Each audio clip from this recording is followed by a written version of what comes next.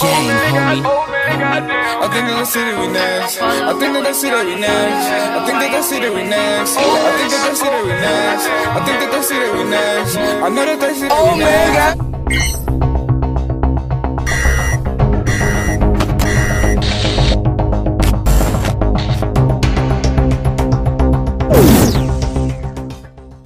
Kevin Mitnick is known as the king of all hackers, with aliases like the Condor and the Dark Side Hacker. Mitnick's exploits stem back to his youth in the late 70s, where he began taking advantage of the system by tricking the Los Angeles bus transfer system to get free rides. As he aged, Mitnick found his gift for code and began hacking into big-name companies like Nokia, Motorola, IBM, and eventually, the Pentagon. Millions of dollars of information passed through his hands before he was finally arrested in 1995. Hardly deterred, Mitnick went on the run from the FBI for 3 years and was the most wanted computer criminal of his time before he was sentenced to 4 more years in jail. Mitnick didn't consider what he was doing as hacking and referred to it politely as social engineering. At one point, a judge found him so threatening that he placed him in solitary confinement because he thought Mitnick could start a nuclear war by whistling codes into a payphone.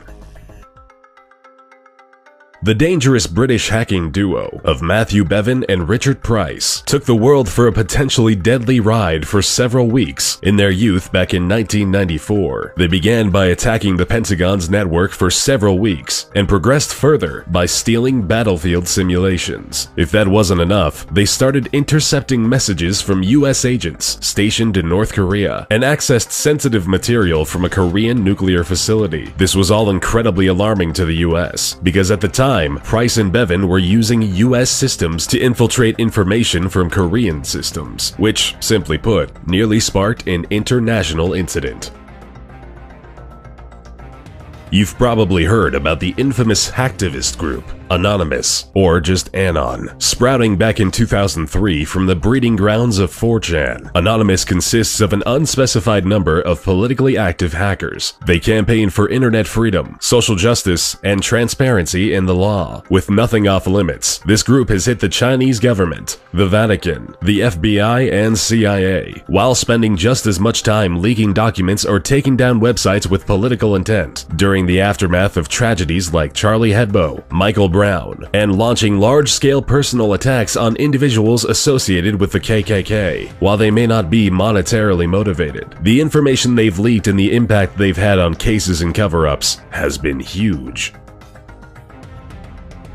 Little is known about Astra, which is the net alias of this notorious hacker, who spent half a decade in the mid-2000s stealing high-profile weapons technology data and software. Astra would quickly sell this information to people and organizations across Brazil, South Africa, the Middle East, and the rest of the world. While no one knows how much money he was able to make or where it went, the damages he caused are estimated between $250 and $361 million. Strangely, even after all of the destruction caused, Astra was never publicly identified, even when Greek authorities arrested and detained this threatening hacker in 2008. Speculations and rumors say that he is a 58-year-old Greek mathematician and is serving 6 years in jail somewhere.